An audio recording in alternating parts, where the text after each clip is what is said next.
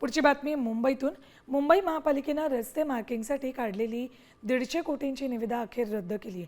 शहर आणि उपनगरातील रस्त्यांवर थर्मोप्लास्टिक पेंट लावण्यासाठी ही प्रक्रिया राबवली जाणार होती.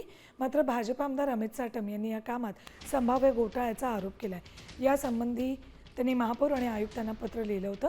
सिमेंट रस्ते कामातच मार्किंग समावेश असावा या मागणीनंतर प्रशासनानं हा निर्णय घेतला आहे.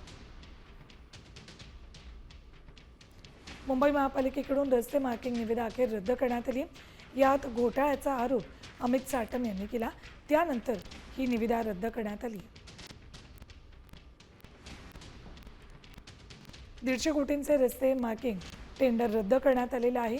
या संदर्भात मुंबई अध्यक्ष अमित साटम यांनी पालिकेकडे तक्रार केली होती. या संदर्भात त्यांनी पत्रही लिहिलं होतं. त्यानंतर ही निविदा रद्द करण्यात आली. 150 कोटींची ही निविदा होती. आता सिमेंटचे रस्ते तयार करतानाच हे मार्किंग केलं जावं. सिमेंटच्या रस्त्यांच्या निविदेतच याचाही समावेश असावा अशी मागणी करण्यात आली आहे.